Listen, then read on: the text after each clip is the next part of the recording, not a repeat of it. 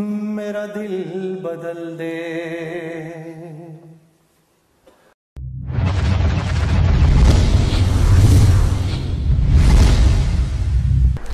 اللہ تعالیٰ ان کا آنا اپنی بارگاہ میں انتہائی قبول فرمائے اور ہم سب کی ہدایت کا، پوری امت کی ہدایت کا ذریعہ فرمائے۔ اور آپ تمام احباب سے گزارش ہے، خواتین سے بھی اور مرد حضرات سے بھی، کہ انسان کو جب اللہ کو ترقی عطا فرماتے ہیں، خیروں کا ذریعہ بناتے ہیں، تو حاسدین اور شریر بہت زیادہ اکٹھے ہو جاتے ہیں، تو اس کے لیے تمام احباب خصوصی دعا فرمائیں کہ اللہ ہمارے بھائی کی ہر طرح سے حفاظت فرمائے، اور جیسے اللہ نے ان کو لاکھوں انسانوں کی ہدایت کا ذریعہ بنایا، اللہ مزید ان کو خیروں کا، ہدایت کا ذریعہ بنائے۔ اور جو کمیاں کوتاہیاں ہر انسان میں ہوتی ہیں، ہر بندہ ہی خطا کار ہے، سب سے اچھا خطا کار وہ ہے جو اپنی غلطی کا اعتراف کر لے۔ میں بس آپ کے درمیان اور جنید بھائی کے درمیان حائل نہیں ہونا چاہوں گا، ایک چھوٹی سی گزارش کر کے میں مائک جنید بھائی کے حوالے کرتا ہوں۔ اللہ تعالیٰ نے انسان کے اندر ایک ایسی خاصیت رکھی ہے جو اللہ نے اپنی کسی اور مخلوق کے اندر نہیں رکھی، اور وہ خاصیت ہے اعتراف کرنا، اپنی غلطی کو تسلیم کر لینا۔ آدم علیہ السلام کے بارے میں اللہ نے فرمایا اسجدوا لآدم، آدم کو سجدہ کرو، فسجدوا الا ابلیس، سب نے کر لیا سوائے ابلیس کے۔ انکار بھی کیا، الٹا بد نصیب اللہ کو سمجھانا شروع ہو گیا۔ کیا کہتا ہے؟ خلقتنی من نار وخلقتہ من طین، اللہ مجھے تو نے آگ سے بنایا، آگ اعلیٰ ہوتی ہے، یہ مٹی سے بنے ہیں، مٹی نیچے ہوتی ہے، اللہ کو سمجھا رہا ہے۔ اس کے مقابلے میں انسان کے اندر میرے آپ کے والد محترم حضرت آدم سے بھول ہو گئی، اور کہا لا تقربا هذه الشجرہ، اس درخت کے قریب مت جائیے گا، لیکن بھول ہوگی، اس درخت کے قریب چلے گئے، تو اللہ تعالیٰ نے جب ناراضگی کا اظہار فرمایا تو انہی قدموں میں، انہی لمحوں میں کیا عرض کیا؟ ربنا ظلمنا انفسنا، آپ بھی پڑھ لیجئے، ربنا ظلمنا انفسنا وَإِن لَّمْ تَغْفِرْ لَنَا وَتَرْحَمْنَا لَنَكُونَنَّ مِنَ الْخَاسِرِينَ۔ تو اللہ نے خالی معاف نہیں کیا، بلکہ معاف فرما کر پہلے خلافت تھی، پھر بعد میں اللہ نے نبوت کی سرفرازی سے بھی مالا مال فرما دیا۔ اس لیے فرمایا اگر تم گناہ کرنا چھوڑ دو اور اپنی غلطیوں کا اقرار کرنا چھوڑ دو، میں تمہیں ختم کر کے ایک اور قوم پیدا کروں جو گناہ کرے، مجھ سے معافی مانگے، میں اس کو معاف کر دوں۔ اس لیے بھئی غلطیاں ہم سب سے ہوتی ہیں، اللہ تعالیٰ ہم سب کی غلطیوں کو، کمیوں کوتاہیوں کو سب کو معاف فرمائے، اور اللہ تعالیٰ ہم سب کو اس کی توفیق دے کہ ہم خیر کو اور صفات کو دیکھنے والے بن جائیں۔ جو بندہ یہ چاہتا ہے کہ اللہ مجھے خیروں کا ذریعہ بنائے اور مجھے خیریں عطا فرمائے، وہ دوسروں کی خیریں اور خوبیاں دیکھنے والا بن جائے، اللہ ایسے بڑی خیروں سے مالا مال فرمائیں گے۔ تو میں جنید بھائی کا پھر سے ایک دفعہ شکریہ ادا کرتا ہوں کہ اپنی گوناگاہ مصروفیات سے وقت نکال کے تشریف لائے، اور میں اپنی سیرت اسٹڈیز سینٹر کی انتظامیہ کا بھی بہت شکر گزار ہوں، جنہوں نے پورے شہر میں ماشاءاللہ اس کی خوب ایڈورٹائزمنٹ کی اور خوب تشہیر کی، اور دوست احباب کو عرض کیا اللہ تعالیٰ ان کو بھی اپنی شیان شان جزائے خیر عطا فرمائے، اور ہمارے اس سینٹر کو اللہ تعالیٰ قرآن و حدیث کے پھیلنے کا اور امت کے جڑ جانے کا ذریعہ فرمائے۔ وآخر دعوانا ان الحمدللہ رب العالمین۔ بسم اللہ الرحمن الرحیم، نحمدہ ونصلی علی رسولہ الکریم۔ قابل احترام بھائیوں، دوستوں، بزرگوں، میری بہنوں، آپ سب کو السلام علیکم ورحمۃ اللہ وبرکاتہ۔ اور مجھے بے حد خوشی ہے آپ کے شہر آنے کی، اور میں سب سے پہلے اپنے پیارے بھائی، اپنے دوست مولانا عمران بشیر صاحب کا دل کی گہرائیوں سے شکریہ ادا کرتا ہوں کہ جنہوں نے مجھے موقع دیا میں آپ تک آؤں، پھر آپ تمام بہنوں اور بھائیوں کا کہ آپ لوگ آ گئے، اور آپ لوگوں کے آنے سے مجھے کتنی خوشی ہوئی ہے اور کتنی تسلی ہوئی ہے کہ میں آپ کو بیان نہیں کر سکتا۔ اللہ سے بس دعا ہے کہ اللہ پاک ہی آپ کو اس کا اجر عطا فرمائے اور اپنی شان کے مطابق عطا فرمائے۔ آپ مولوی عمران صاحب سے دینی اور اصلاحی بیانات سنتے ہی رہتے ہیں، پتہ نہیں کیوں میرے دل میں آتی ہے کہ آج میں آپ لوگوں کو اپنی کارگزاری سناؤں کہ اللہ نے موسیقی سے اس طرف لانے کا جو میرا انتظام کیا وہ کیسے کیا۔ آئیں آج آپ کو میں یہ سناتا ہوں۔ آپ یقین کریں گے کہ یہی دن تھے، بالکل جولائی کی شدید گرمیاں تھیں۔ پنجاب میں تو جولائی میں تھوڑا موسم تھوڑا سا قدرے بہتر ہو جاتا ہے، کراچی میں جولائی میں حبس بڑھ جاتا ہے اور بہت بڑھ جاتا ہے۔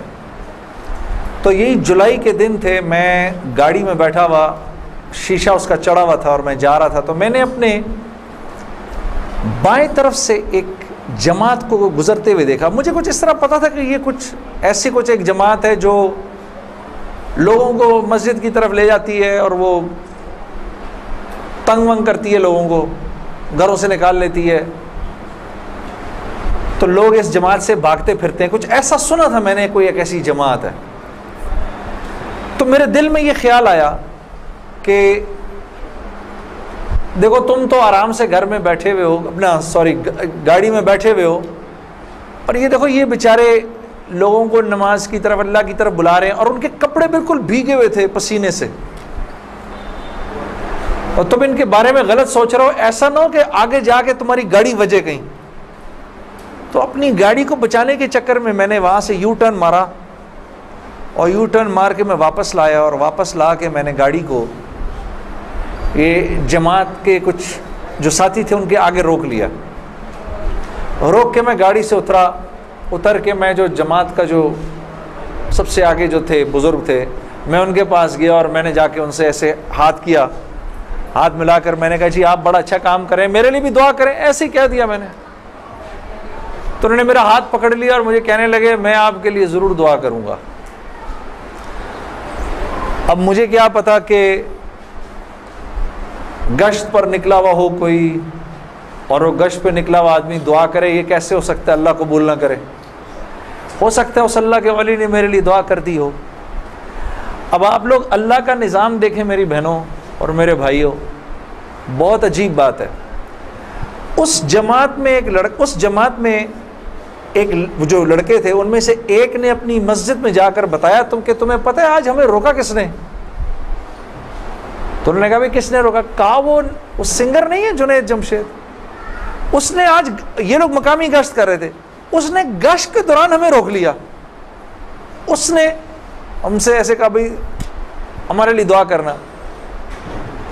اور جس مسجد میں اس نے یہ بات کہی، اس مسجد میں ایک نمازی تھا جو تبلیغ میں لگ چکا تھا، وہ 16 سال پہلے میرے ساتھ سکول پڑھتا تھا۔ اللہ کا نظام دیکھیں، 16 سال پہلے میرے ساتھ سکول میں پڑھتا تھا، تبلیغ میں کہا کس نے روکا تمہیں؟ کہا وہ نہیں ہے، وہ سنگر جنید جمشید، اس نے روکا ہمیں۔ اس نے کہا اچھا میں ٹھیک ہے۔ اب میرے اس دوست نے مجھے ڈھونڈنا شروع کیا، ہاں بچوں آپ لوگ آگے آ جاؤ، ادھر قالین پر آ جاؤ، ادھر آ جاؤ، آؤ میرے بھائی آگے آ جاؤ، ادھر قالین پر بیٹھ جاؤ، میرے لیے تو یہ کافی ہے، یہ قالین تمہارا ہی ہے، بیٹھو ادھر آ کے بیٹھ جاؤ، لیکن بات نہیں کرنی اور یہ نہیں کرنا۔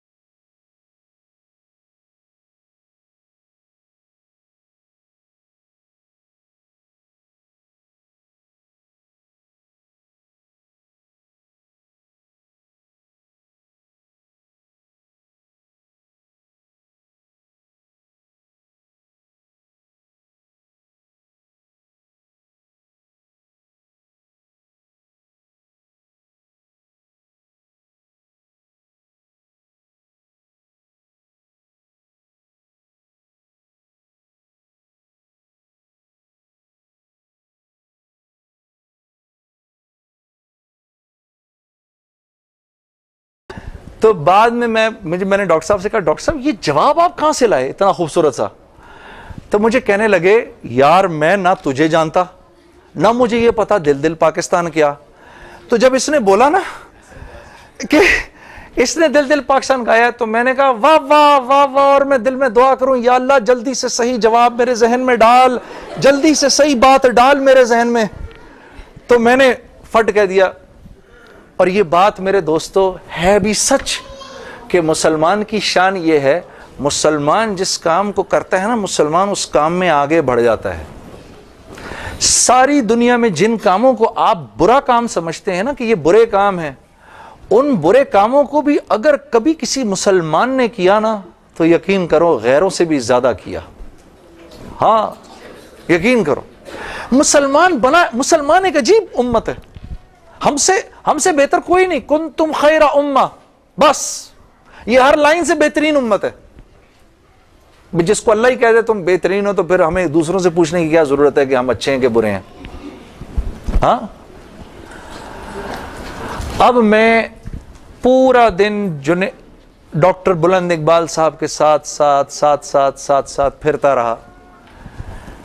اور جب دن کا آخر آیا تو جنید غنی نے مجھے کہا کہ چل میں تجھے اب گھر چھوڑ دوں. میں نے کہا گھر تو مجھے چھوڑ دو لیکن یہ بسترے کیا ہیں, یہ جو بسترے لگے ہوئے ہیں؟ کہا یہ رات کو لوگ یہاں سوئیں گے. میں نے کہا اور یہ جو بزرگ حضرات ہیں یہ بھی ادھر ہی سوئیں گے. میں نے کہا یار میں تو ان سے زیادہ فٹ آدمی ہوں, اگر یہ بوڑھے لوگ ادھر سو سکتے ہیں تو میں بھی سو سکتا ہوں. تو اس نے کہا یار نور اللہ نور, تیرے لیے بھی بسترا لگا دیتے ہیں.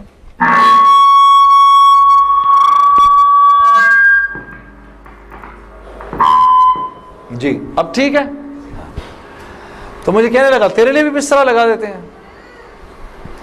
میں بھی سو گیا ادھر ہی اس رات کو. وہ شاید زندگی کی پہلی دفعہ زندگی میں رات کو تہجد کی نماز پڑھی, اٹھا دیا اس نے بیچ میں. تو ایک دن گزرا, دوسرا دن گزرا, تیسرے دن مولوی طارق جمیل صاحب کا بیان تھا. اب مجھے تو نہیں پتا یہ کون ہے. ہاں اچھا مولوی صاحب نے بیان کیا تو میں نے جنید غنی سے کہا یار بڑے اچھے بیان تھے یہ سارے تیرے بزرگ, یہ کون آدمی ہے؟ کہنے لگا یار یہ ہیں ہمارے ایک مولانا. میں نے کہا یار میں نے ان سے ملنا ہے. کہتے یار ان سے نہیں مل سکتا کوئی. میں نے کہا بھائی میں اس ملک کے صدر سے بھی مل سکتا ہوں اور اس ملک کے پرائم منسٹر سے بھی مل سکتا ہوں, یہ مولوی سے ملنا کیا مشکل ہے؟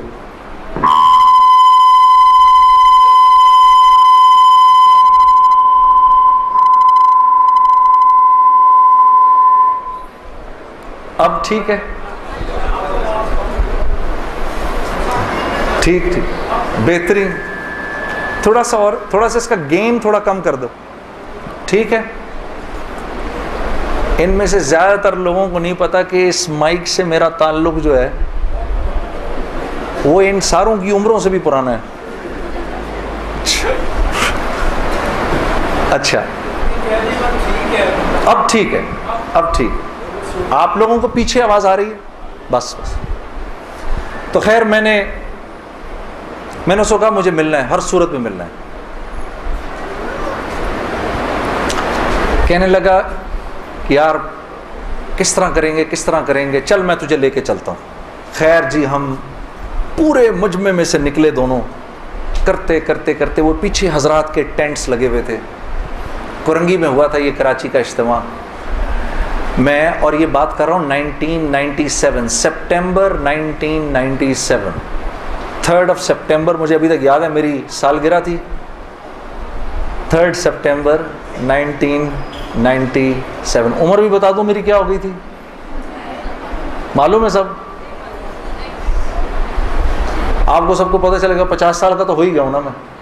ہاں اب کیا ڈرنا, جو 50 سال کا بندہ ہو جائے وہ کیا عمر چھپایا اپنے. خیر تو میں جب ادھر پہنچا تو وہاں پر ایک لڑکا ایسے ڈنڈا لے کر کھڑا ہوا مولوی صاحب کے کمرے کے باہر. تو مجھے دیکھ کر وہ مسکرانے لگا, جنید بھائی آپ ادھر کیا کر رہے ہیں؟ اب مجھے 3 دن تو گزر گئے تھے. میں نے کہا کیوں بھائی, میں کیوں نہیں آ سکتا ادھر, تو بڑا مسلمان ہے میرے سے. ہنسنے لگا. نہیں نہیں نہیں, وہ میں نہیں کہہ رہا, میں آپ کو دیکھ کے تھوڑا حیران ہو گیا, کیا کام ہے؟ میں آپ کا بڑا فین ہوں. میں نے کہا اچھا. تو میں نے کہا کہ مجھے یہ جو تھے نا مولانا طارق جمیل, ان سے ملنا ہے. کہ یار جنید بھائی, ان سے تو ملنے کی کسی کو اجازت نہیں ہے. میں نے کہا تم جا کر بتاؤ تو صحیح کہ میں نے ملنا ہے. اچھا میں کچھ کرتا ہوں. خیر وہ اندر گیا, اس نے اندر جا کر کہا کہ آپ آئیں اندر. تو میرا دوست جنید غنی مجھے لے گیا. آپ یقین کرو میں نے مولوی طارق جمیل صاحب کو زندگی میں کبھی اکیلے بیٹھے نہیں دیکھا. وہ اللہ نے شاید اس دن ملوانا تھا یا بات کروانی تھی, اکیلے بیٹھے ہوئے تھے خیمے میں اپنے. جنید غنی نے جا کر اندر کہا مولانا میرا ایک دوست ہے جنید جمشید, وہ آپ سے ملنا چاہتا ہے. مولانا نے کہا کون جنید جمشید؟ میں باہر کھڑا حیران ہو گیا, ان کو کیسے پتا میں کون ہوں؟ اندر بھیجو اس کو, اندر بھیجو. مجھے بلایا اندر اور جنید غنی کو کہا تم باہر جاؤ, تم باہر انتظار کرو. وہ باہر چلا گیا. یہ نوجوان جیسے بیٹھا ہے ایسے جا کے میں مولوی صاحب کے سامنے بیٹھ گیا, اور مجھے ایسے تیز نظروں سے انہوں نے دیکھنا شروع کر دیا. میں نے کہا آپ مجھے ایسے کیوں دیکھ رہے ہیں؟ کہتے ہیں میں تجھے نہیں دیکھ رہا, میں تو اللہ کی شان دیکھ رہا ہوں. میں نے کہا جی کیا مطلب؟ کہا تیرے بڑے بڑے بورڈ لگے ہیں فیصل آباد کے اندر, بڑے بڑے بورڈ لگے ہیں. میں اکثر ان بورڈز کو دیکھ کر کہتا تھا, مجھے بعد میں مولانا نے بتایا, میں ان کو بورڈز کو دیکھ کر کہتا تھا ہر ایک کو ہدایت مل سکتی ہے, اس کو نہیں مل سکتی. ہاں آج میں جب ادھر ایئرپورٹ آ رہا تھا تو ایئرپورٹ پہ تیرا بڑا سا بورڈ لگا ہوا تھا, ایسے ہی میرے دل میں آئی یا اللہ کیا یہ نہیں ہو سکتا کہ اس سے میری ملاقات ہو جائے, اور تو میرے سامنے بیٹھا ہے, میں اللہ کی شان دیکھ رہا ہوں. تو میں نے کہا اچھا.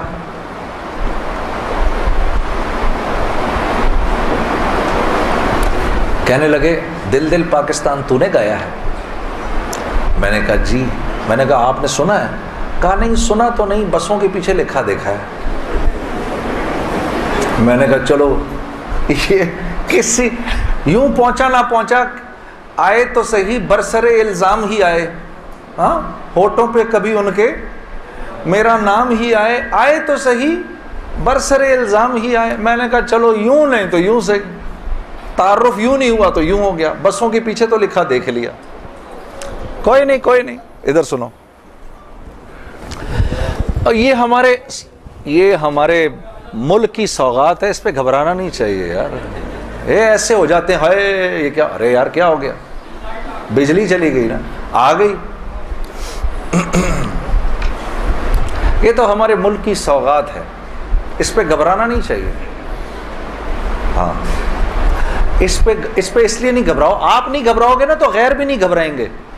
جب آپ گھبرا جاتے تو غیر بھی کہتے ہیں ہاں یار کوئی عجیب سی بات ہو گئی ہے. تو ہاں ان کو بھی بولو یوز ٹو ہو جاؤ بھائی, ہم لوگ مل بانٹ کے کھانے والے ہیں, کبھی آپ کے گھر نہیں تو کبھی ان کے گھر نہیں. ہاں کبھی میرے گھر تو کبھی آپ کے گھر, تو اس پہ گھبرانا نہیں چاہیے. خیر تو میں نے مولوی صاحب سے کہا مولانا میرا ایک سوال ہے. ایک پاکستانی نوجوان میری عمر کا, جس نام شہرت کا تصور بھی نہیں کر سکتا, وہ سب کا سب میرے پاس موجود ہے, لیکن میں اندر سے خالی ہوں. لوگ اس بات کو نہیں جانتے, لوگ سمجھتے ہیں کہ میں بہت خوش ہوں, لیکن میں اندر سے بہت پریشان ہوں, بہت اضطراب ہے, اور اس کی وجہ مجھے سمجھ نہیں آتی. فرمانے لگے تیرا مسئلہ یہ ہے کہ تجھے چوٹ لگی ہے سیدھے گھٹنے پر اور تو مرم لگا رہا ہے الٹے گھٹنے پر. میں نے کہا جی وہ کیسے؟ فرمانے لگے دیکھو اللہ نے انسان کو 2 چیزوں سے بنایا ہے, ایک مٹی سے بنایا ہے, ایک جسم سے بنایا ہے جو کہ مٹی کا بنا ہوا ہے, اور ایک روح ہے جو اللہ کا امر ہے. ٹھیک, تو جسم کیونکہ مٹی کا ہے اس لیے اللہ نے اس کی ہر ضرورت کو مٹی میں رکھا ہے. جو کھانا ہم کھاتے ہیں، جو کپڑے ہم پہنتے ہیں، جو پانی ہم پیتے ہیں، جن گھروں میں ہم رہتے ہیں، جو چیزیں ہم استعمال کرتے ہیں، یہ سب جسم کی ضرورت کی چیزیں ہیں. اور کیونکہ جسم مٹی کا ہے تو اللہ نے ان تمام ضرورتوں کو مٹی میں رکھا ہے. روح اللہ کا امر ہے، یہ آسمانوں سے آئی ہے تو اس کی خوراک بھی آسمانوں پر ہے، زمین میں نہیں ہے. پھر فرمانے لگے اگر میں تم کو سونے کے ایک محل میں بند کر دوں اور 4 دن کھانے کو نہ دوں تم کیا کرو گے؟ میں نے کہا ظاہر سی بات ہے میں چیخوں گا کہ مجھے کچھ کھانے کو دو. کہا بس یہی حال تیری روح کا ہے کہ تیرا جسم اچھے اچھے کپڑے پہنتا ہے، بڑی بڑی گاڑیاں چلاتا ہے، اچھے اچھے محلوں میں رہتا ہے، اور تو اپنے آپ کو سیٹسفائی کرنا چاہتا ہے، لیکن اندر تیری روح جو ہے وہ بھوکی ہو کے جب چیختی ہے تو تیرے سر میں درد ہوتا ہے. تو اس روح کی بھوک کا بھی تو علاج کر. تو میں نے کہا اس کی خوراک کہاں ہے؟ کہا یہ آسمانوں سے آئی ہے تو اس کی خوراک بھی آسمانوں پر ہے، زمین میں نہیں ہے. اور دل کے سکون، چین اور اطمینان کا تعلق اس مٹی کے بنے ہوئے جسم سے نہیں ہے بلکہ اس آسمان سے آئی ہوئی روح سے ہے. تو میں نے کہا اس کی غذا کیا ہے؟ فرمانے لگے اس کی غذا اللہ کا کلام ہے، اللہ کے حکم ہے. اس کی غذا نبی کی زندگی ہے، نبی کے طریقے ہیں، نبی کی سنت ہے. وہ جب تک اس کو ملیں گے نہیں یہ بھوکی رہے گی، اور جب یہ بھوک کر چیخے گی تو پھر تم تو مسلمان ہو، تمہیں تو پتہ ہے، غیروں کو تو پتہ نہیں. وہ دماغ کی اس چیخ کو سلانے کے لیے کبھی شراب پیتے ہیں، کبھی نشے کرتے ہیں، لیکن یہ تو جب تک روح بھوکی ہے اس وقت تک اندر سے تم مضطرب رہو گے، سکون چین نہیں ملے گا. اور پھر قرآن کی وہ آیت پڑھی مجھے آج بھی یاد ہے، الا بذکر اللہ تطمئن القلوب، کہ اللہ پاک چیلنج دے رہے ہیں سب کو کہ اگر دل کا سکون، چین اور اطمینان چاہیے میرے بندو، مالداروں، حکومت والوں، دولت والوں، شہرت والوں، اگر تمہیں دل کا سکون، چین، اطمینان چاہیے تو تمہیں مجھ سے تعلق بنانا پڑے گا، مجھ سے یاری لگانی پڑے گی. مولانا کی یہ بات سن کر میں تو پہلے ہی پریشان تھا، 3 دن سے بیان سن رہا تھا، میں تو دھاڑے مار کے رونا شروع ہو گیا. روتا رہا بڑے دیر تک. پھر جب مجھے تھوڑا سا چین آیا تو میں نے کہا مولوی صاحب اس کا مطلب کیا ہے، میری پوری زندگی برباد ہو گئی؟ تو فرمایا نہیں، بالکل بھی نہیں، کہ یہ معاملہ تم دنیا والوں سے تھوڑی کر رہے ہو، یہ معاملہ تم تو اللہ سے کر رہے ہو. اور اللہ کے ہاں معاملہ کیا ہے؟ اللہ کے ہاں معاملہ کیا ہے کہ ابھی انسان اللہ رب العزت سے معافی مانگنے کا ارادہ ہی کر رہا ہوتا ہے، دل میں ابھی خیال ہی آ رہا ہوتا ہے کہ اللہ رب العزت اگلے پچھلے معاف کر دیتے ہیں سارے. پھر مجھے فرمایا، یہ مجھے پھر بات سنائی، حدیث قدسی سنائی کہ میرے بندے تو یہ زمین و آسمان سارے کے سارے اگر اپنے گناہوں سے بھر دے، جو کہ تو بھر نہیں سکتا، اگر تمام جن و انس بھی مل جائیں تو بھر نہیں سکتا، لیکن اگر تو نے ایسا کر بھی دیا، ایک مرتبہ اگر تو نے کہا اے اللہ مجھے معاف کر دے، تو نہ صرف یہ کہ ہم تمہیں معاف کر دیں گے بلکہ تم ایسے ہو جاؤ گے جیسے تم نے ان گناہوں کو کیا ہی نہیں. میں تو بے یقینی کی حالت میں مولانا کو دیکھنے لگا. میں نے کہا مولوی صاحب واقعی؟ کہا ہاں. پھر پوچھنے لگے کیا ارادہ ہے؟ اب میرا ارادہ میوزک چھوڑنے کا تو نہیں تھا کہ میں نے کہا ادھر آؤ، وہ کیا کہ نمازیں بخشوانے آئے، کیا روزے گلے پڑ گئے؟ ہاں جی، میرا تو کوئی پروگرام نہیں تھا میوزک چھوڑنے کا، لیکن گناہ بھی بخشوانے تھے. تو پھر مجھے کہنے لگے توبہ کرو گے؟ میں نے کہا مولوی صاحب کس چیز سے؟ کہا اپنی اس پچھلی زندگی سے. میں سوچ میں پڑ گیا. اچھا میں نے کہا جی میں توبہ کرتا ہوں. میں نے توبہ کی، یا اللہ میوزک چھوڑنے کا تو میرا کوئی موڈ نہیں، یہ مولوی بھی اللہ جانے کیا کہہ رہے ہیں، لیکن اگر تجھے اس سے کوئی میرے لیے بہتر زندگی نظر آتی ہے تو تو مجھے اس زندگی پہ لگا دے کہ واقعی میں چاہتا ہوں کہ تجھے راضی کر سکوں، تجھے خوش کر سکوں. اے اللہ پچھلی پوری زندگی پر توبہ کرتا ہوں، اگلی زندگی تیرے حکموں پر چلنے کی کوشش میں کہ کوشش کروں گا اگر تو واقعی ایسا ہے جیسا یہ مولوی صاحب فرما رہے ہیں تو تو مجھے معاف کر دے. میں نے کہا توبہ کر لی. مولوی صاحب نے کہا اب کیسا محسوس کر رہے ہو؟ میں نے کہا جی بہت ہلکا. پھر میں نے کہا لیکن مولوی صاحب بات تو یہ ہے کہ اگر میرے پچھلے سارے معاف ہو گئے اور اس پر اللہ نے اگر جنت دی تو میری تو بہت ہی بڑی جنت ہوگی, آپ سے بھی بڑی. تو فرمانے لگے نہیں بیٹا اتنی جلدی نہ کرو, تمہیں وصول تو ہم ہی نے کیا ہے, جو تجھے ملے گا اس سے تو بڑا ہمیں ملے گا ہی ملے گا. ہاں لیکن میں نے کہا مولوی صاحب, اور بہنیں اس بات کی تصدیق کریں گی, موسیقی تو روح کی غذا ہے کہ نہیں؟ ہاں یہ سیالکوٹ کی خواتین یقین کرو پورے ملک کی پہلی بہنیں ہیں جو کہہ رہی ہیں نہیں, ورنہ اگر کسی نے نہیں بولا تو چپ ضرور رہی ہیں. سارے مردوں نے بولا ہے موسیقی روح کی غذا نہیں ہے. موسیقی روح کی غذا ہے جی؟ یہ دیکھو اب آواز آئی ہے, اب ایسا لگ رہا ہے کوئی بیٹھ کے سن رہا ہے جی. موسیقی روح کی غذا ہے جی؟ شاباش, اللہ آپ لوگوں کو اس پر چلا دے. اللہ رب العزت آپ کے موبائلوں میں جتنے بھی گانے ہیں سب اڑا دے اسی وقت. گھروں میں جتنی کیسٹیں ہیں سب ٹوٹ جائیں, اللہ کرے ساری سیڈیاں ٹوٹ جائیں. اللہ پاک ایسے کرے گانے کی آواز ہی نہ سننے کو ملے آج کے بعد آپ میں سے کسی کو. یہ سوچ لو آمین قبول ہو جائے گا. اب سوچ کے بولنا آمین. تو مولوی صاحب نے مجھے کہا کہ نہیں, موسیقی روح کی غذا نہیں ہے, موسیقی نفس کی غذا ہے. موسیقی کس کی غذا ہے؟ نفس کی.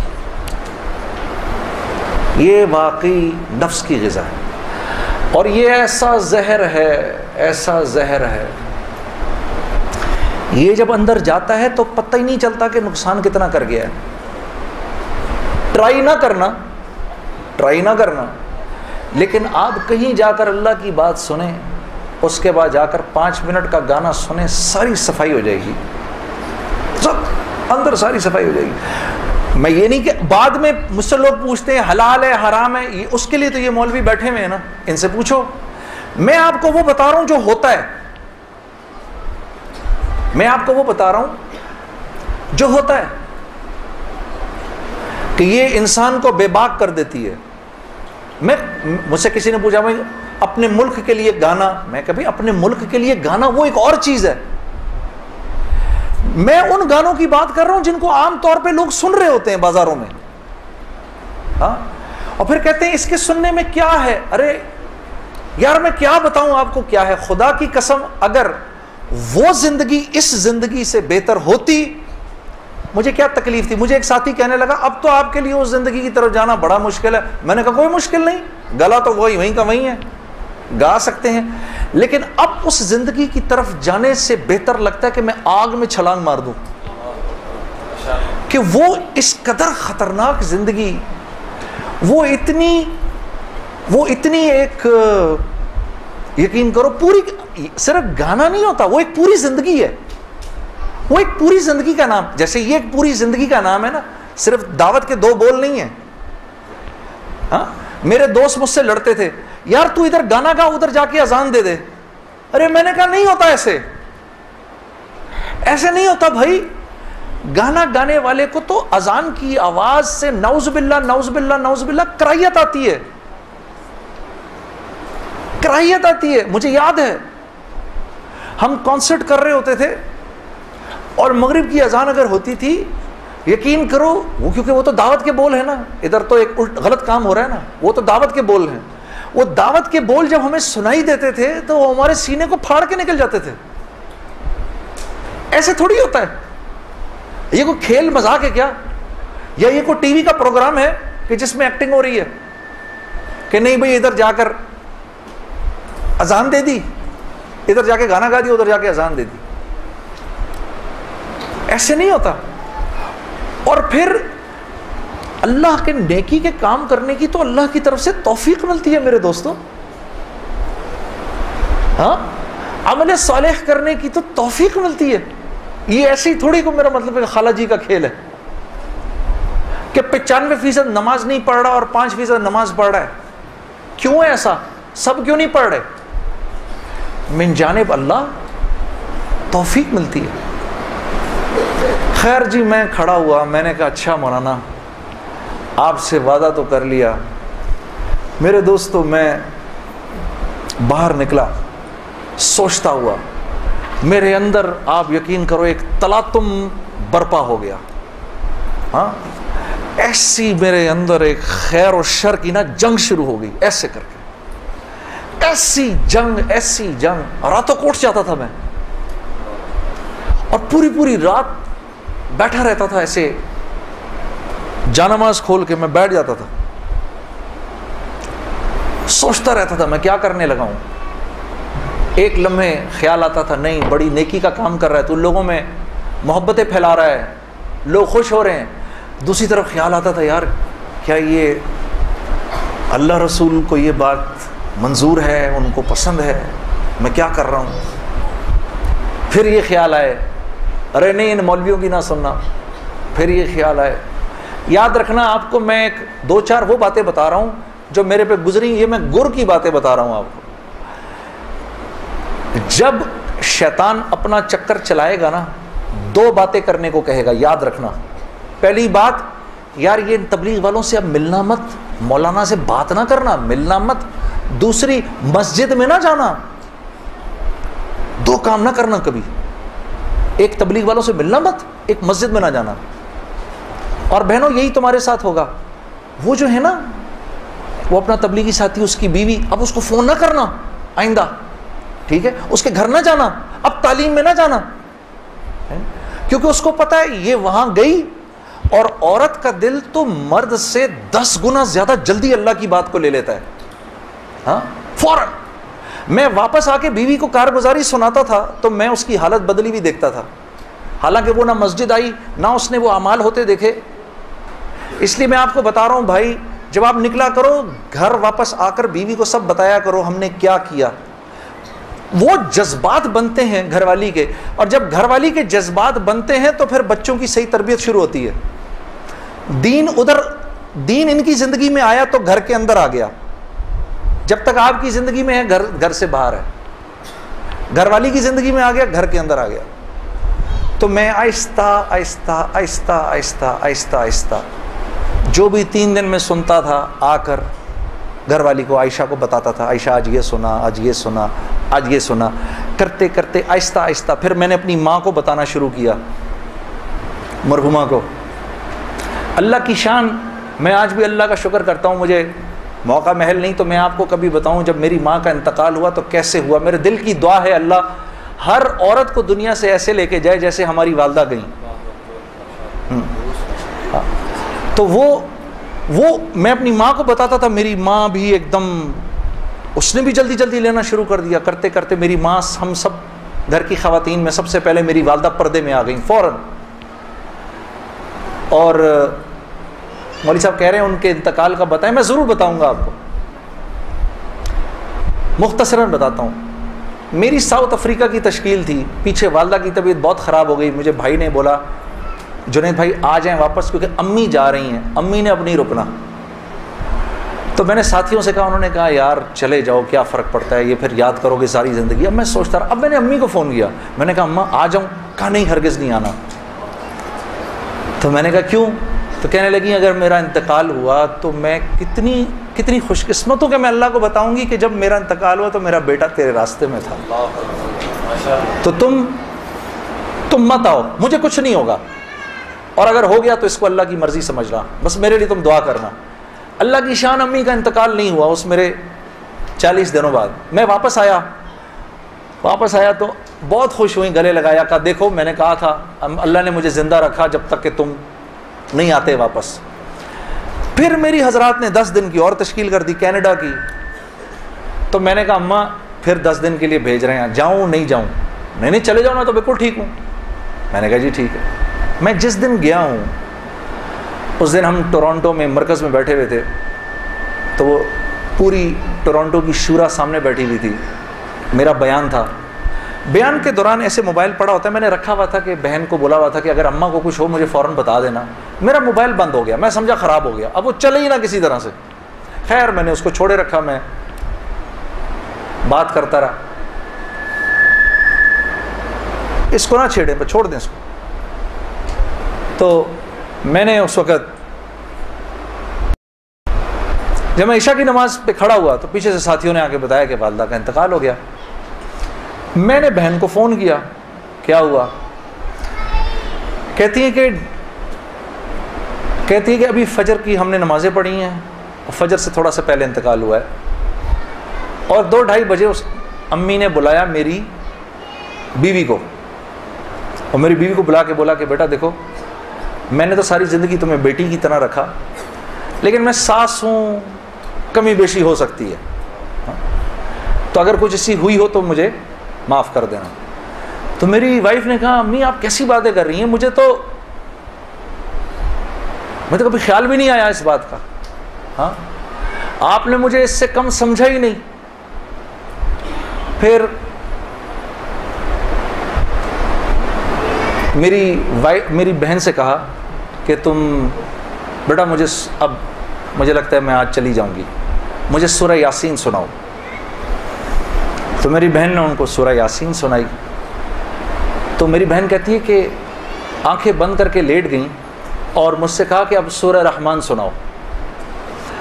تو سورہ رحمان پڑھتے پڑھتے میری امی نے آنکھیں کھولیں، اور آنکھیں کھول کے میری بہن سے کہا کہ منیزہ یہ دیکھو یہ کس قدر ایک حسین عورت تمہارے ساتھ کھڑی ہوئی ہے،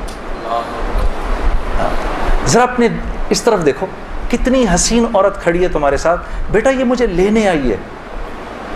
تو میری بہن کہتی ہیں کہ اماں یہاں تو کوئی نہیں کھڑا. نہیں، اس کے پیچھے دیکھو، اس کے پیچھے بھی کچھ لوگ کھڑے ہیں. تو میری بہن کہتی ہے کہ میں نے کہا اماں تو چلیں پھر کلمہ پڑھیں، پھر آپ کے جانے کا وقت ہے. کہا اپنے ابا کو بلاؤ جلدی سے.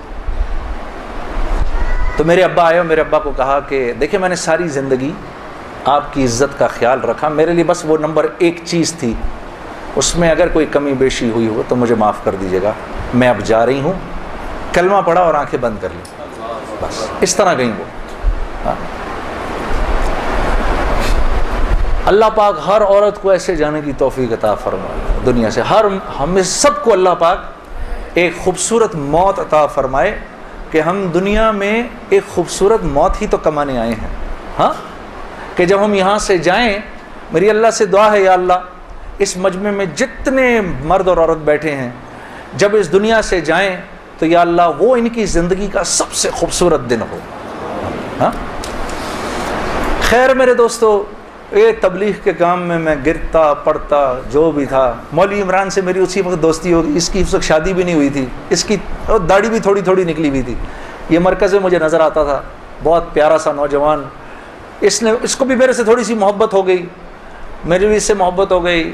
نئی نئی چیزیں یہ مجھے وظائف وغیرہ بتاتے رہتے تھے. ایک وظیفہ اس نے مجھے بہت پہلے بتایا تھا، وہ مجھے آج دن تک یاد ہے. یا معزو، جو بھی 41 دفعہ جمعے کے دن مغرب کی نماز کے بعد پڑھے گا، اللہ اس کو اتنی عزت عطا فرمائیں گے کہ لوگ جب اس کا نام لیں گے تو دانتوں میں انگلی ایسے داب لیں گے. اللہ نے اتنی عزت دے دی اس آدمی کو. ہاں یا معزو، یاد رہ جائے سب شروع ہو جاؤ، سب پڑھ لو انشاءاللہ اس کو. کرتے کرتے میں نے آخر ارادہ کیا چلو جی میں اب 4 مہینے لگاتا ہوں. اب 4 مہینے پہ جانا چاہیے، کیونکہ دیکھو تبلیغ میں جب تک 4 مہینے کا کورس نہیں کریں گے اس وقت تک جو ہے وہ بات سمجھ میں نہیں آئے گی. داڑھی کبھی بڑھے گی، کبھی چھوٹی ہو جائے گی. ہاں کبھی سر پہ ٹوپی آئے گی، کبھی اتر جائے گی. 4 مہینے لگانے ضروری ہوتے ہیں، ٹھیک ہے، کام کو سمجھنے کے لیے. کیونکہ پہلے 40 دن جو ہے وہ دنیا کا جو ہے نا وہ رنگ اترتا ہے پہلے 40 دن میں. ہاں زنگ اترتا ہے پہلے، پھر اگلے 40 دن کے اندر تبلیغ کا تھوڑا رنگ چڑھتا ہے، پھر اس سے اگلے 40 دن میں کچھ اللہ کی معرفت نصیب ہوتی ہے، کچھ تعلق بنتا ہے جا کر. پھر اگر وہ جڑا رہے تو پھر اللہ اس کو سوسائٹی پروف بنا دیتا ہے، اس کے اوپر لوگوں کی باتوں کا اثر نہیں ہوتا. ہاں پھر ایسے لوگ جہاں بھی جاتے ہیں ماحول بن جاتا ہے، خود بخود ہی ماحول بن جاتا ہے. اب میں نے ارادہ کیا جی 40 دن لگانے ہیں میں، اور 40 دن کا 4 مہینے لگانے ہیں.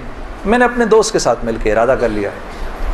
خیر وہ ہم کمزور، ہم نے مئی جون میں نکلنا تھا، مئی جون آیا، وہ تو نکل گیا، میں نہیں نکلا. ایک دن اس کا مجھے فون آتا ہے، یہ ہے جی 16 اکتوبر کی بات 2001، اس کا مجھے فون آیا، جنید بھائی السلام علیکم، میں 4 مہینے لگا کے آ گیا۔ میں نے کہا ہیں 4 مہینے ہو گئے؟ کہا ہاں ہو گئے، گزر گئے۔ کتنے ہی 4 مہینے گزر گئے زندگی سے؟ میں نے کہا 4 مہینے گزر گئے؟ کہتا ہے لیکن مجھے پتا نہیں میرے 4 مہینے کیسے لگے، ضائع ہی ہو گئے۔ میں نے کہا وہ کیسے؟ کہا میں 4 مہینے کے لیے اپنے ابا کو ساتھ لے گیا جنید بھائی، وہ بیمار رہتے تھے، ان کا پیشاب پخانہ مسجد میں نکل جاتا تھا بستر میں ہی۔ یقین کرو روزانہ جنید بھائی میں نے کچھ نہیں کیا، صرف اپنے باپ کا پیشاب پخانہ صاف کیا۔ 4 مہینے اس کی اس بات نے مجھے اندر سے ہلا دیا کہ کسی انسان کو اپنے باپ کی ایسی خدمت کرنے کا موقع ملا ہو۔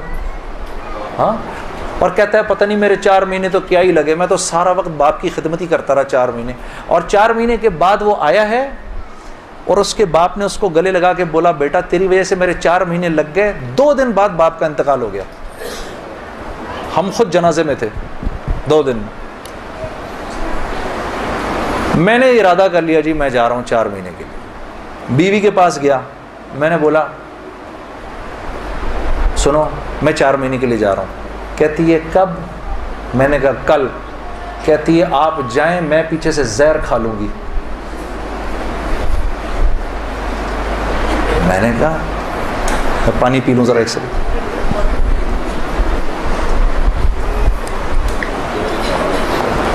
میں نے کہا یار اب میں سوچ رہا ہوں یار یہ چانس لیا جائے نہ لیا جائے، موقع تو بہت اچھا ہے۔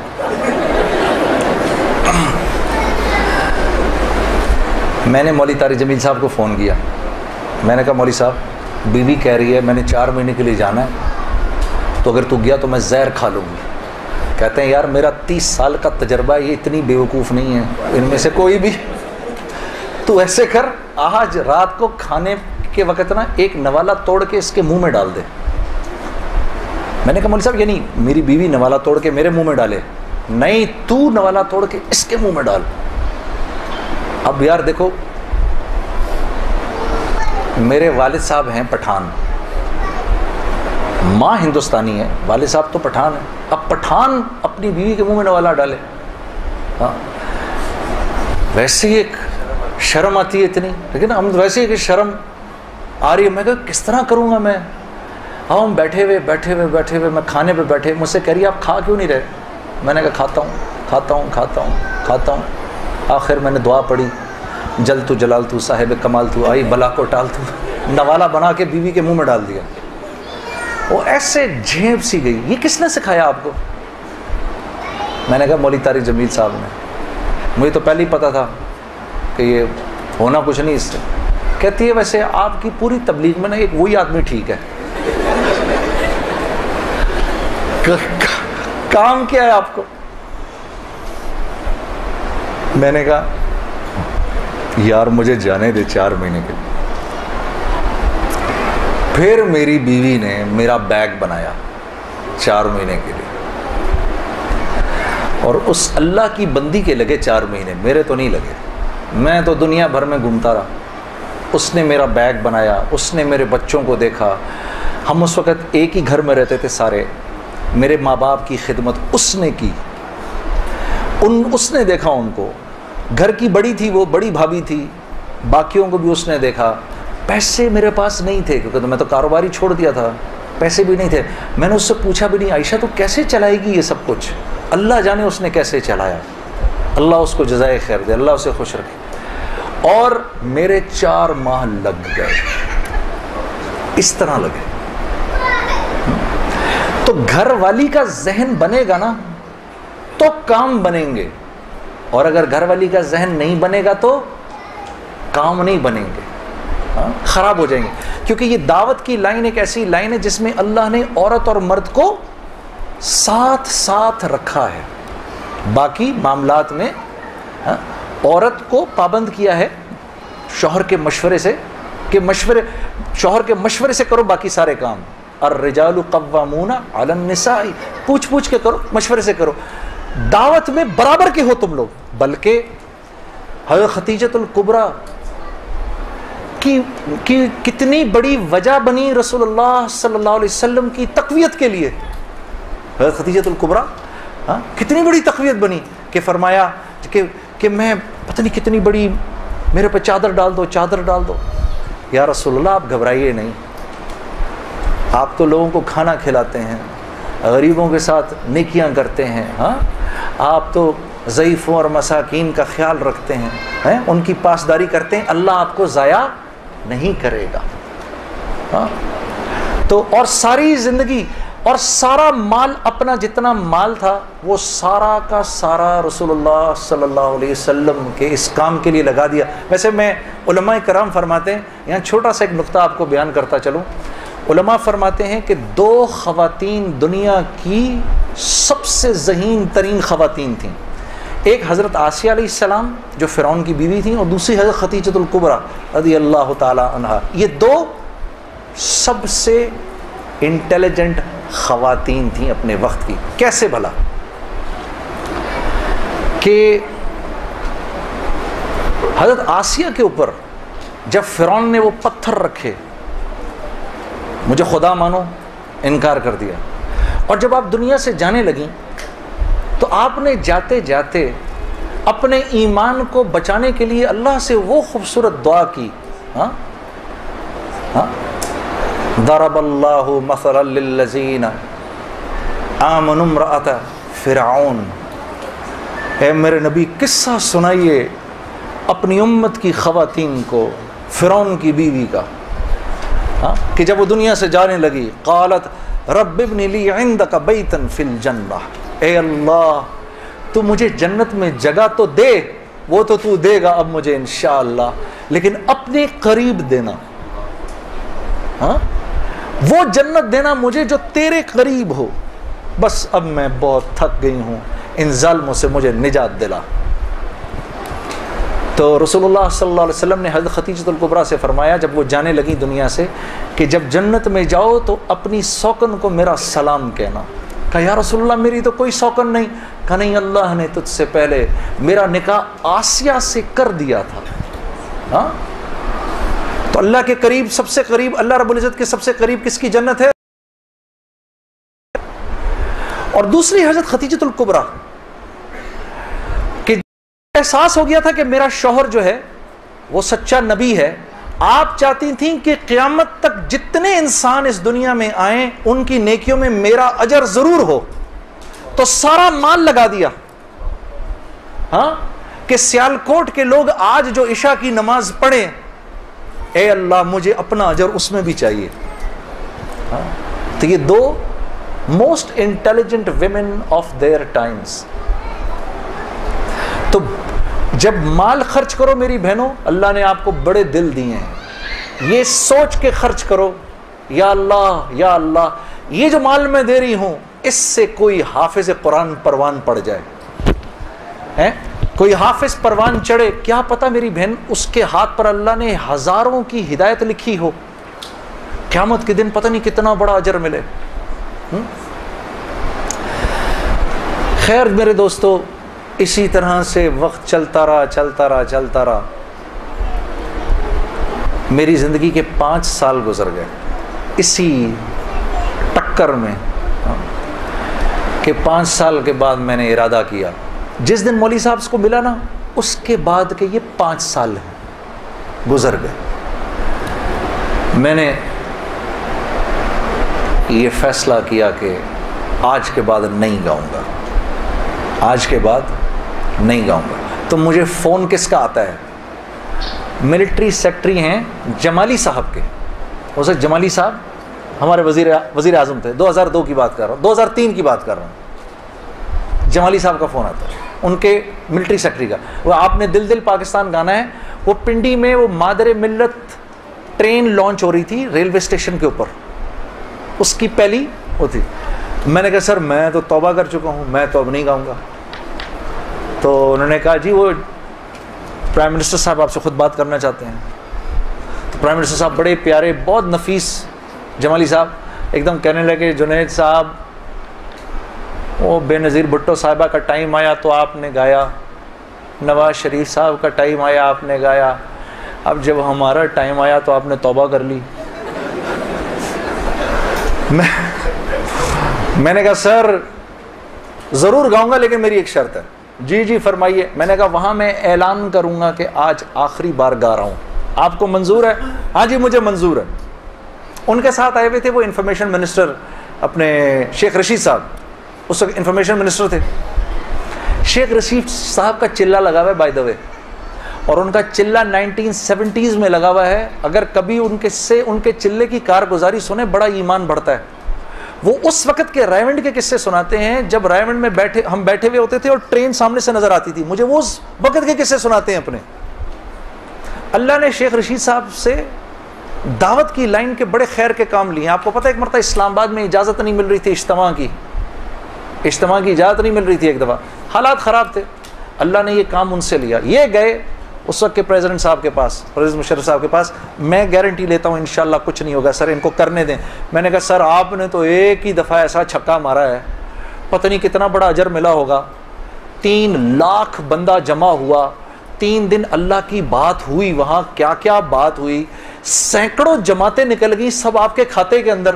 بڑے خوش تھے یہ بات سن کر, واقعی مجھے ملا ہوگا. میں نے کہا سر آپ نے تو وہ چھکا مارا ہے کہ ہم میں سے کسی کو ہی ملنا ہوگا یہ. ہاں شیخ رشید صاحب بیٹھے ہوئے تھے, وہ مجھے دیکھ کر بڑے خوش ہو رہے تھے. مجھے نہیں پتا تھا کہ یہ خود بھی تبلیغی ہیں. تو یہ دونوں حضرات بیٹھے ہوئے تھے. میں جب جا رہا تھا ادھر ایسے آسمان کو دیکھتا ہوا جا رہا تھا. یا اللہ اوپر سے آسمان کھول کے تو کہہ دے جنید کوئی بات نہیں تو گا لے.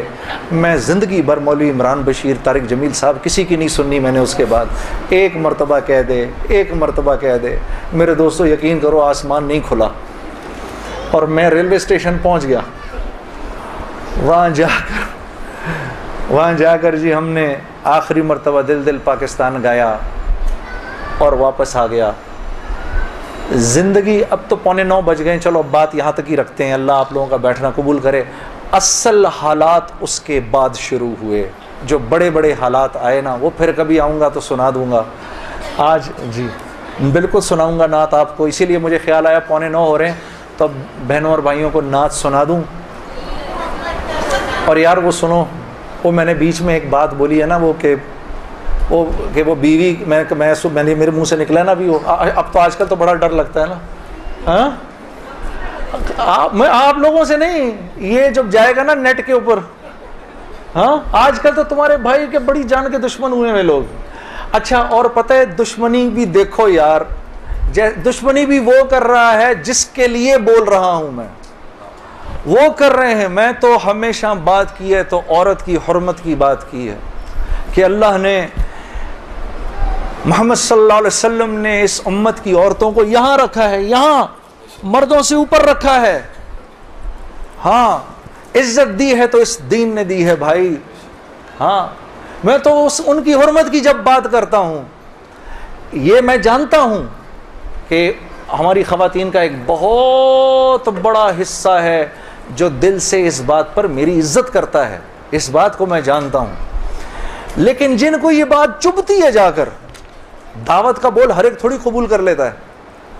دعوت کا بول, وہ تو صالح علیہ السلام کی اونٹنی کو تو اللہ کہہ رہے ہیں ناقۃ اللہ, وہ میری اونٹنی تھی, اس کو مار دیا لوگوں نے, ظالموں نے, ہاں جو کہ اللہ کی نشانی تھی. اور قوم سمود میں سے ایک انسان جانتا تھا یہ اللہ کی نشانی ہے, لیکن چلتی پھرتی دعوت تھی اس لیے اس کو بھی نہیں چھوڑا لوگوں نے. تو یہ مجھے پتا ہے, لیکن میں یہ بات بتانا چاہتا ہوں آپ کو کہ میرا جو بھی بول ہے وہ آپ کی عزت اور حرمت کو اونچا کرنے کے لیے ہے. اس کی وجہ سے اگر کوئی ناراض بھی ہو جائے نا میرے سے تو مجھے اس کی پرواہ نہیں ہے, مجھے اس کی پرواہ نہیں ہے. کیونکہ جیسے میری ماں تھی نا, آپ کی ماں بھی میری ماں ہے. میں آپ کی ماں کو اپنی ماں سمجھتا ہوں, جیسے میری اپنی بہن ہے میں آپ کو اپنی بہن سمجھتا ہوں. تو اگر ہم ہی نہیں کریں گے اس حرمت کو, اگر ہم ہی پامال کر دیں گے پھر اور کون رکھے گا؟ کیونکہ ویسٹ تو بھول گیا ہے اس بات کو. یہ تو ہم ہیں جو ان کو دکھاتے ہیں کہ بھائی عورت کی کیا حرمت اور عزت ہے. اس کی وجہ سے ایک بہت بڑا مجمع ناراض بھی ہو جاتا ہے, لیکن چلو کوئی نہیں. ہاں غم عاشقی تیرا شکریہ, میں کہاں کہاں سے گزر گیا. کون سی سناؤں جی نعت؟ میرا دل بدل دے. بدلنے کا پروگرام بھی ہے جی, سوچ لیں پھر سے. میرا مطلب ہے پکڑا جائے گا جھوٹ ادھر. وہ نا میں جب ریکارڈنگ کرتا تھا نا اپنی نیا جب میں آرٹسٹ بنا, تو وہ ایک گانا تھا میرا, یہ شام پھر نہیں آئے گی. اب وہ شام آ کے ہی نہ دے کیونکہ میرے سے گایا ہی نہ جائے, اتنا مشکل. وہ جو میرے ریکارڈسٹ تھے ان کا تعلق لاہور سے تھا. اچھا ریکارڈسٹ جو ہوتے ہیں نا جی, ان کا نا یہ بڑے تحمل والے لوگ ہوتے ہیں, کیونکہ ان کے سامنے ایک سے ایک کوڑ گا رہا ہوتا ہے. ٹھیک ہے جی, وہ بیچارے سنتے رہتے ہیں. انہوں نے تو بڑے اچھوں کو سنا ہوتا ہے. تو آگے سے میں گا رہا, میرے سے گایا ہی نہ جائے. 18 ٹیکیں ہو گئیں. کتنی ٹیکیں ہو گئی جی؟ 18. تو 18ویں ٹیک کے بعد میں نے ان سے پوچھا سر ہوا؟ وہ اتنا بولتے تھے نہ نہیں ہوا پتر. تو میں نے 18ویں ٹیک کے بعد میں بولوں چیک چیک چیک, تو اندر سے نا وہ تنگ بھرا بیٹھا تھا, اس کی پیچھے سے آواز آئی جڑا کدی کیش نہیں ہونا. تو میرا دل بدل دے جڑا کدی نہیں بدلنا. نہیں بولو بدلے گا انشاءاللہ انشاءاللہ. میرا دل بدل دے, میرا غفلت میں ڈوبا دل بدل دے. خدایا فضل فرما دل بدل دے. ہوا حرص والا دل بدل دے. میرا غفلت میں ڈوبا دل بدل دے. گناہگاری میں کب تک عمر کاٹوں, گناہگاری میں کب تک عمر کاٹوں. بدل دے میرا رستہ دل بدل دے.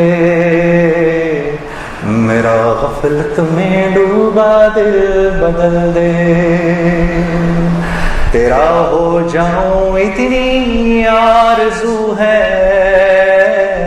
تیرا ہو جاؤں اتنی آرزو ہے. بس اتنی ہے تمنا دل بدل دے. میرا غفلت میں ڈوبا دل بدل دے. دل مغموم کو مسرور کر دے, دل بے نور کو پر نور کر دے. میرا ظاہر سنور جاؤ اے الہی, میرا ظاہر سنور جاؤ اے الہی. ہو میرے باطن کی ظلمت دور کر دے. میرا غفلت میں ڈوبا دل بدل دے.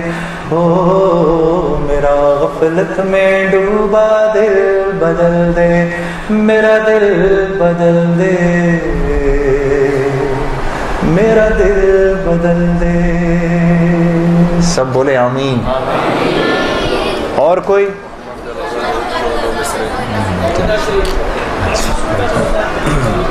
کون کون گیا حرمین شریفین؟ ہاتھ کھڑا کرے جی. اللہ نے توفیق دی ہے. اللہ میری اللہ سے دعا ہے اس بابرکت مجلس کے صدقے اللہ سب کو جانے کی توفیق. یہ نعت بڑی عجیب نعت ہے میرے دوستوں. میں نے اس کو جب پہلی بار پڑھا, اس کو پڑھ کے میرے دل نے تسلیم نہیں کیا کہ مجھے اس کو پڑھنا چاہیے, کیونکہ میں نے کہا محمد کا روزہ قریب آ رہا ہے.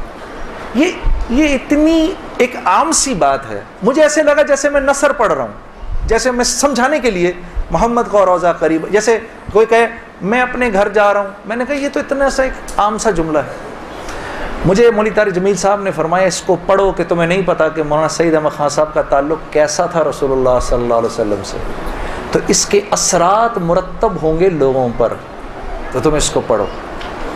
یقین کریے مجھے تو یقین نہیں تھا جب میں نے اس کو پڑھا ہے. آج ماشاءاللہ بچے کی زبان پر ہے. اور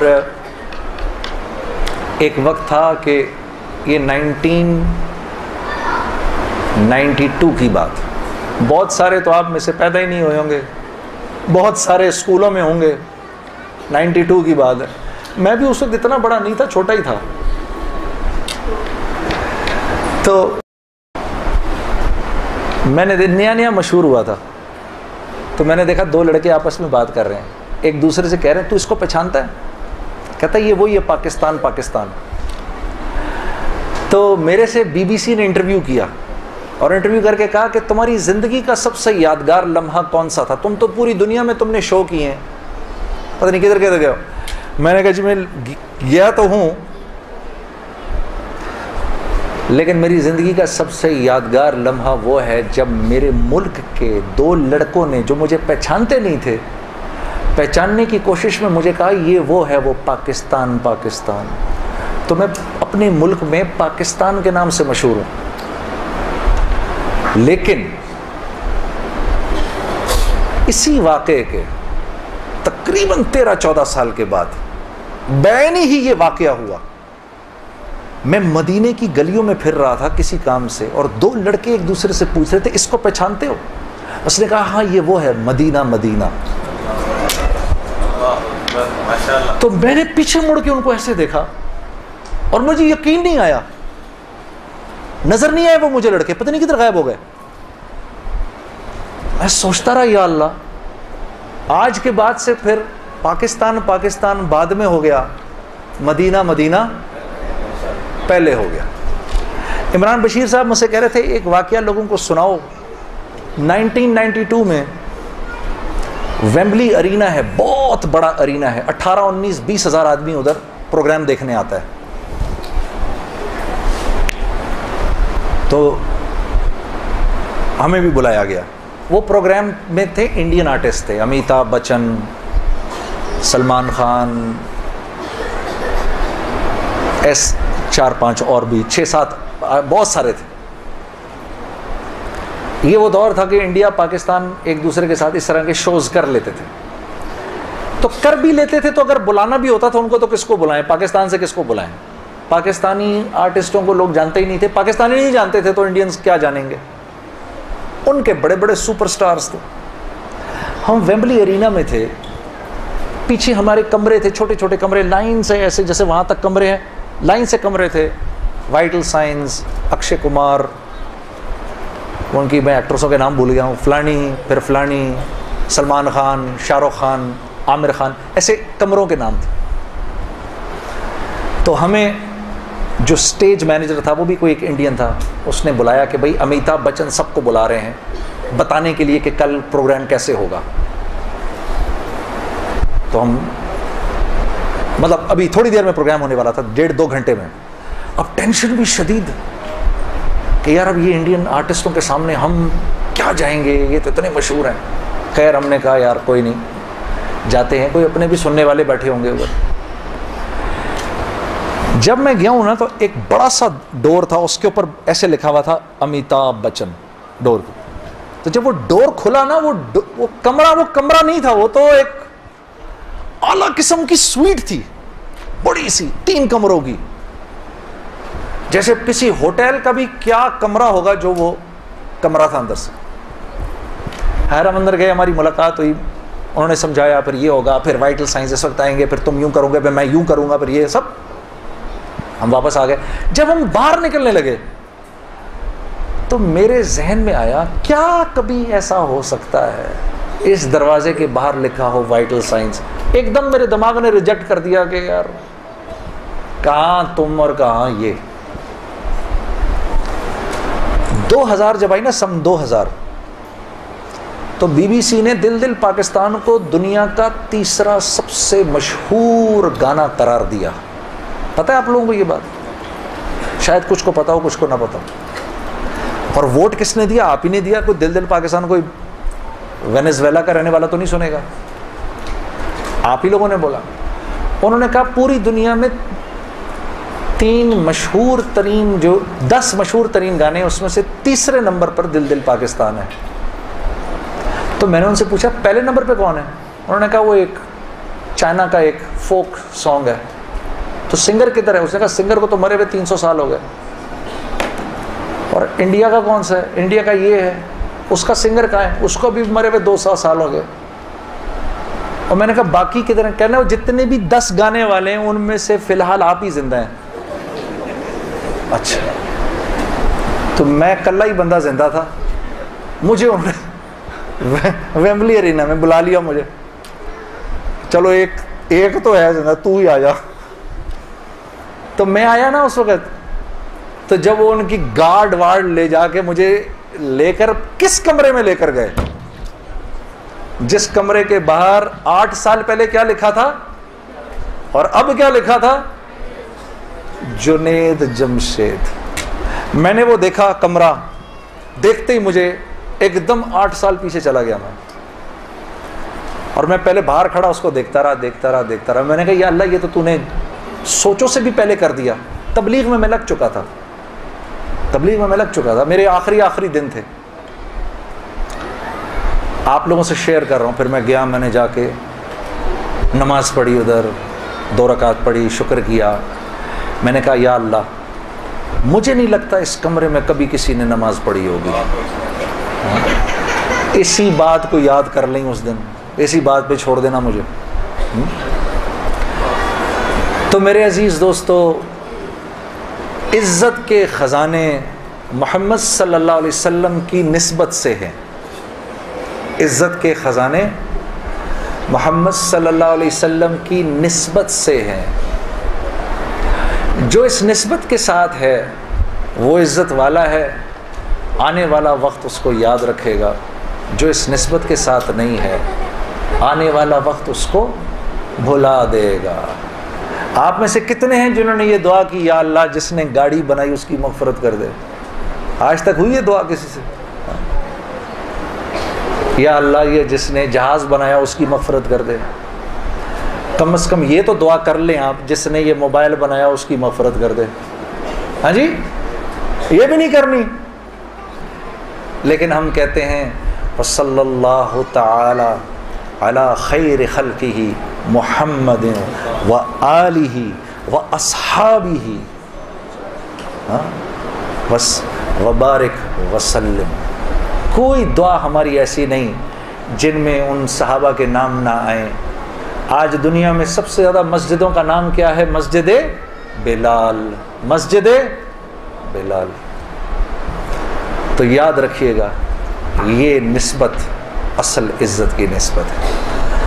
محمد کا روزہ قریب آ رہا ہے، بلندی پہ اپنا نصیب آ رہا ہے. فرشتوں یہ دے دو پیغام ان کو کہ خادم تمہارا سعید آ رہا ہے، کہ خادم تمہارا سعید آ رہا ہے. مدینہ مدینہ مدینہ مدینہ بڑا لطف دیتا ہے نام مدینہ. مدینہ مدینہ مدینہ مدینہ بڑا لطف دیتا ہے نام مدینہ. وفا تم نہ دیکھو گے ہرگز کسی میں، زمانہ وہ ایسا قریب آ رہا ہے. حفاظت کرو اپنے ایمان و دین کی، زمانہ بہت ہی عجیب آ رہا ہے. پڑھیں میرے ساتھ. محمد کا روزہ قریب آ رہا ہے، بلندی پہ اپنا نصیب آ رہا ہے. فرشتوں یہ دے دو پیغام ان کو کہ خادم تمہارا سعید آ رہا ہے، کہ خادم تمہارا سعید آ رہا ہے. اب مدینے تک آواز جانی چاہیے. مدینہ مدینہ مدینہ مدینہ بڑا لطف دیتا دیتا ہے نام مدینہ مدینہ مدینہ مدینہ مدینہ بڑا لطف دیتا ہے نام مدینہ تمہیں کچھ خبر ہے کہاں جا رہا ہوں رسول خدا ہے وہاں جا رہا ہوں تمہیں کچھ خبر ہے میں کیا پا رہا ہوں محبت کا ان کی مزہ پا رہا ہوں چلو جا کے رہنا مدینے میں اب تو انشاءاللہ چلو جا کے رہنا مدینے میں اب تو قیامت کا منظر قریب آ رہا ہے فرشتوں یہ دے دو پیغام ان کو کہ خادم تمہارا سعید آ رہا ہے کہ خادم تمہارا سعید آ رہا ہے محمد کا روضہ قریب آ رہا ہے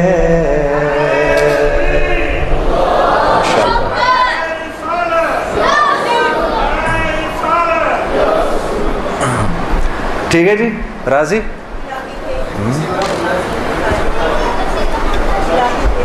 اچھا جی اچھا یہ چلو یہ سنانے سے پہلے جو بہن نے فرمایا ہے آپ کو پتہ ہے یہاں پر یہ ہفتہ وار درس بھی شروع ہو گیا ہے آپ لوگوں کو پتہ ہے میری بہنوں ضرور آؤ اس کے اندر بھائیوں آپ لوگ ضرور آئیں قرآن کی تجوید وغیرہ آپ لوگوں کی ہماری سب کی ٹھیک ہو جائے گی میری اپنی والدہ نے اپنی آخری عمر کے اندر قرآن کی تجوید ٹھیک کی ہم میں سے زیادہ تر لوگ قرآن صحیح پڑھنا نہیں جانتے یہ بڑی بدقسمتی ہے کیونکہ اچھا خیال نہیں آتا نا بچپن میں پڑھ لیتے پھر ساری زندگی پڑھنے کی توفیق نہیں ملتی تو بہت غلطیاں ہوتی ہیں مول صاحب کب ہے یہ ہر جمعے کو مغرب کے بعد ہر جمعے کو مغرب کے بعد اسی ٹائم پر آپ لوگ ضرور آئیے ضرور آ کے اپنی تجوید ٹھیک کرائیے چلو ایک آخری بتا دو بہن آپ نے کون سی بولی قصیدہ آپ نے بولا اے ہائے یہ کس نے لکھی ہے یہ کس بہت واہ چلو اس کا ایک شعر سنا دیتا ہوں میری زندگی میں یا رب سر بندگی عطا کر میرے دل کی بے حسی کو غم عاشقی عطا کر میری زندگی میں یار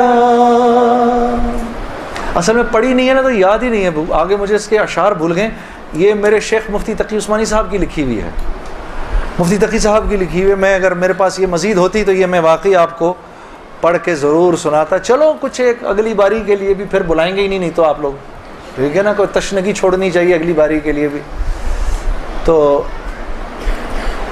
ایک آدھ شعر آپ کا سنا دیتا ہوں ایک آدھ شعر جو بہن نے فرمایا یہ بھی مفتی تقی عثمانی صاحب کا کلام ہے مفتی تقی صاحب کا کلام ہے اور جب حضرت نے لکھ کے مجھے دیا اور فرمانے لگے اس کو پڑھیں جا کر اس کو اسٹوڈیو میں جا کر پڑھیں تو میں نے کہا حضرت اسٹوڈیو تو میں نے جانا چھوڑ دیا کہا نہیں اس کو جائیں اور جا کے ایسے پڑھیں جیسے اللہ اور اس کے رسول کا حکم ہے تاکہ ساری دنیا کو پتہ چلے کہ اگر نعت پڑھی جائے تو کیسے پڑھی جائے یا حضرت نے ایسے فرمایا کہ کیا چیز ترنم میں سننا جائز ہے مجھے ایگزیکٹ الفاظ بھول گئے ہیں ان کے تو پھر ان کے حکم پر پھر میں گیا اور پھر میں نے پڑھی اور آپ لوگوں نے پسند کیا اس کو الہی تیری چوکھٹ پر بھکاری بن کے آیا ہوں سراپا فقر ہوں عز و ندامت ساتھ لایا ہوں بھکاری وہ کہ جس کے پاس جھولی ہے نہ پیالہ ہے بھکاری وہ جسے حرص و ہوس نے مار ڈالا ہے، متاع دین و دانش نفس کے ہاتھوں سے لٹوا کر، سکون قلب کی دولت ہوس کی بھینٹ چڑھوا کر، لٹا کر ساری پونجی غفلت و حسیاں کی دلدل میں سہارا لینے آیا ہوں، تیرے کعبے کے آنچل میں سہارا لینے آیا ہوں،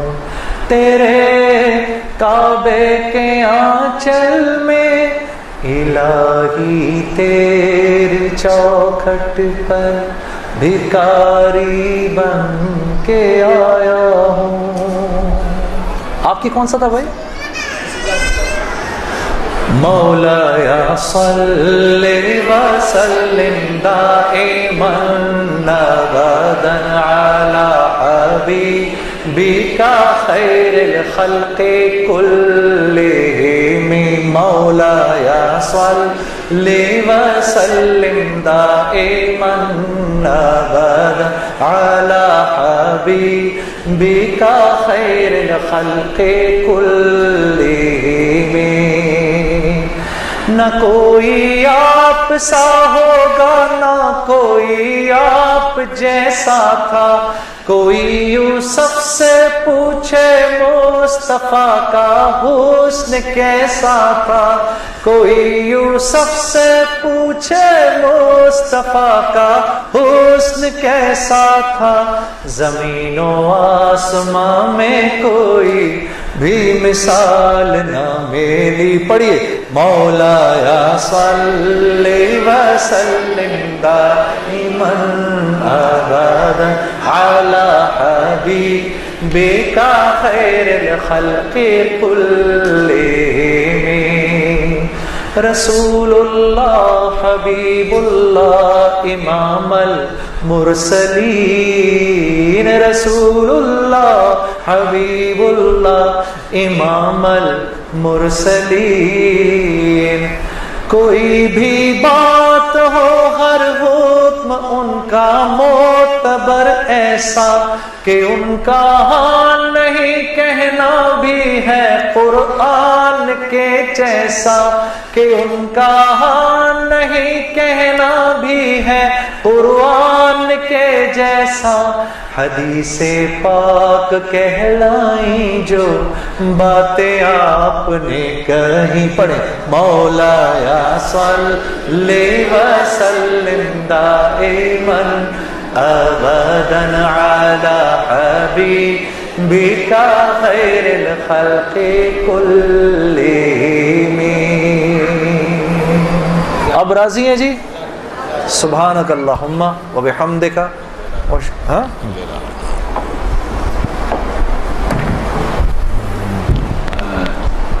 پھر ایک دفعہ آپ تمام جنید بھائی کا جنہوں نے اتنا وقت نکالا اور تشریف لائے، اور آخری گزارش یہ ہے کہ ابھی دارالعلوم شہابیہ میں بقیہ کوئی نعت کو سننا چاہے تو ابھی جنید بھائی کا آخری پروگرام انشاءاللہ ابھی 9:30 بجے کے قریب رامپورہ چوک دارالعلوم شہابیہ میں ہوگا، ان کے بعد جنید بھائی کی واپسی ہے۔ اور یہاں پر جو کہا گیا کہ درس قرآن، التماس یہ ہے کہ حضور اکرم صلی اللہ علیہ وسلم نے صحابہ کو حکم دیا کہ اپنی اولادوں کو 3 چیزیں سکھاؤ، اپنی اولاد کو حضور کی محبت سکھاؤ، اہل بیت کی محبت، اور قرآن کی تلاوت کی محبت سکھاؤ۔ تو قرآن ہم سیکھنے والے بن جائیں، قرآن سے وابستگی ہماری ہو جائے، اس کے الحمدللہ ہر جمعے کو 7:30 بجے یہاں پر درس قرآن ہوتا ہے، اس میں کوشش فرما کے ضرور تشریف لایا کریں۔ ماہانہ دروس بھی ماشاءاللہ ہوتے رہتے ہیں، اس میں بھی شرکت فرمانے کی کوشش فرمائیں۔ اللہ تعالیٰ ہم سب کو امت کی توفیق دے۔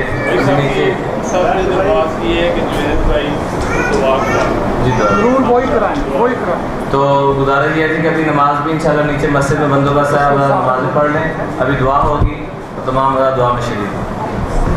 ذرا پہلے پیش نہ کر دیں پھر دعا خواجہ صاحب یہ ذرا یہ جو آپ کو شاید دنیا میں سب سے بڑی چیز اللہ کا نشان مل رہا ہے یہ ایوان رسول کی طرف سے سب بھائی بہنوں کی طرف سے یہ کسی نے بھی نہیں دیا ہوگا یہ پورے ملک میں بنتا بھی کوئی نہیں بڑی مہربانی میرے یہ اللہ آپ کو مل گیا بڑی مہربانی بڑی مہربانی اچھا سر بڑی مہربانی پرویز صاحب کہہ رہے ہیں بڑی